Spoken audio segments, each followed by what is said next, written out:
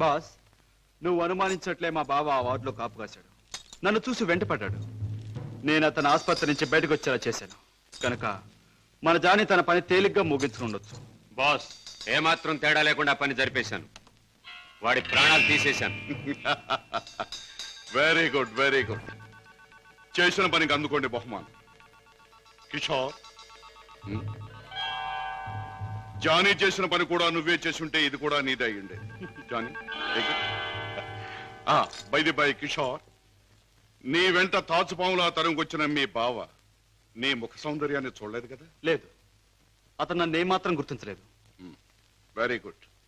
ఇక మనల్ని గురించి అనుమానించడానికి మీ బావకు ఏ ఆధారమూ లేదు. ఈ సందర్భంగా మనకి దొరికిన ఆధారాలు రెండు.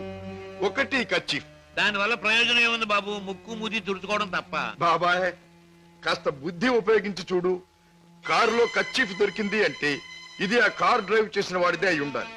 దీని మీద కే అనే అక్షరం ఉంది అంటే వాడి పేరు కూడా కే అనే అక్షరంతోనే ప్రారంభం అవుతూ ఉండాలి.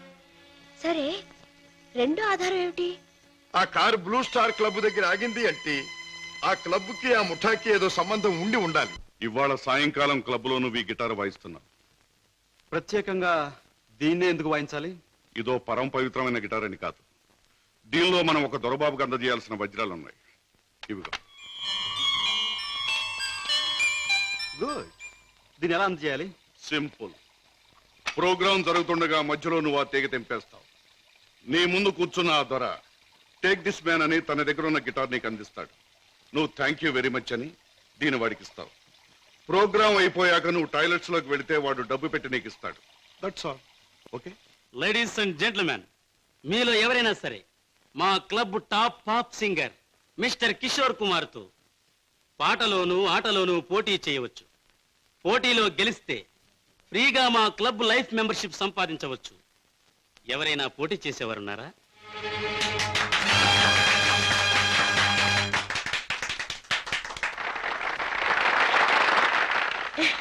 బాబు గారు, బాత్రూమ్ నెంబర్ 5 లో మార్పిడి జరుగుతుంది.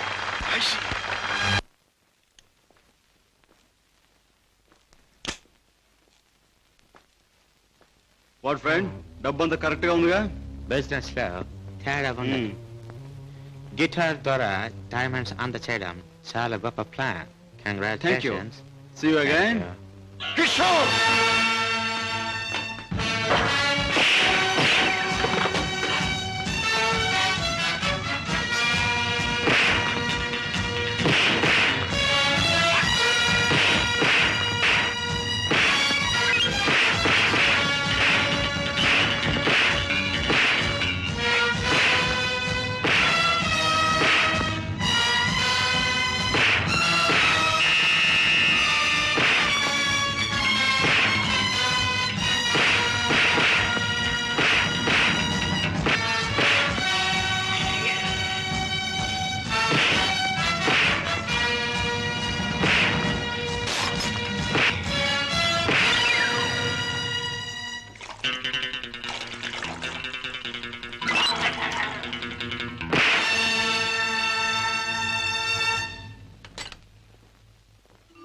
కిషోర్, పద్మ ఇంట్లో ఉందా? లేదు. పద్మకి నువ్వు చేసే పని తెలుసా? తెలుసు, గిటార్ ప్లే చేస్తానని. తెలివిగా మాట్లాడు కిషోర్. నువ్వు ఇప్పుడు ఏం చేస్తున్నావో నాకు బాగా తెలుసు. నిన్న నేను నిన్ను తరిమినప్పుడు నువ్వు తప్పించుకునే ప్రయత్నంలో కారులో మరచిపోయిన కచ్చి చెమటలు పట్టాయి. తుడుచుకో. జీవితంలో నేను ఊహించనివి నమ్మలేనివి నాకు ఎదురవుతున్నాయి. ఉత్తముడని నమ్మిన మా డాడీ ఆనాడు నేరస్తుడని రుజువయ్యింది. మంచివాడివని నమ్మి నా చెల్లెల్నిచ్చి పెళ్లి చేసినందుకు నువ్వు నేరస్తుడవని ఈనాడు రుజువయ్యింది. కిషోర్, అగాధాలు అవరోధాలు ఉన్న ఈ దారిలో ఎందుకు అడుగుపెట్టావు? ఏమి సాధించాలని అడుగుపెట్టావు? నేను ఇలా మారడానికి, ఈ దారిలోకి రావడానికి కారకుడు మీ నాన్నగారు. షోర్. అవును, డబ్బులే నేను పద్మను ప్రేమించానని తెలిసి మీ నాన్న మా ఇంటికి వచ్చాడు. నా పేదరికాన్ని చూసి హేళన చేశాడు, అవమానించాడు.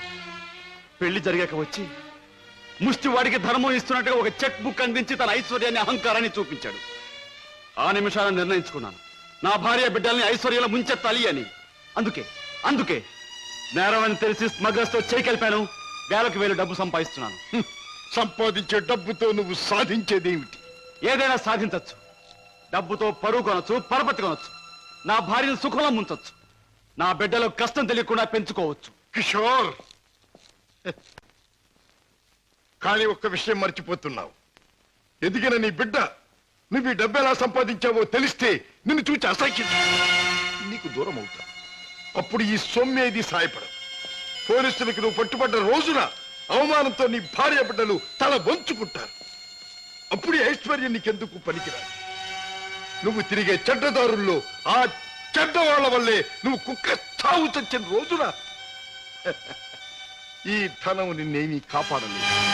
రాజా, నీకు ముందు ఇదే మార్గంలో నడిచిన ఒక పెద్ద మనిషి బ్రతుకు ఉదాహరణగా తీసి చూసుకో. ఆస్తిపాస్తులు ఎంత ఉన్నా కొడుకు కాదని పోయాడు. చేయి కలిపిన ఆ దుర్మార్గులే చివరికి ప్రాణం తీశారు. నీ బ్రతుకు కూడా అంతే కావాలా? నీ కథ అలాగే ముగవాలా? అలా జరగటానికి వీల్లేదు. నా చెల్లెలికి అన్యాయం జరగటానికి వీల్లేదు. అందుకే ఆ ముఠా అంతం కావాలి. కిషోర్, చెప్పు, ఆ ముఠా ఉండేదెక్కడ? దానికి నాయకుడు ఎవడు? నో, నాకేమీ తెలియదు. నన్నేం అడక్కు. నో నో, నీకు తెలుసు. నా పగ సాధించడానికి, నా లక్ష్యం నెరవేరటానికి ఈ నిజం నాకు తెలియాలి. చెప్పు. నో. You must. అన్నయ్య, ఏంటన్నయ్య, ఏం జరిగింది?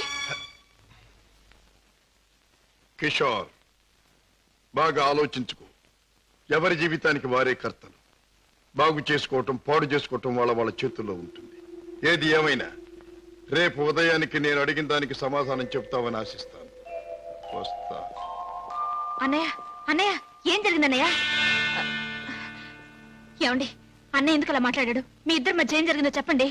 ప్లీజ్ పద్మ, నేనేమి చెప్పలేను. నన్నేమి అడక్కు.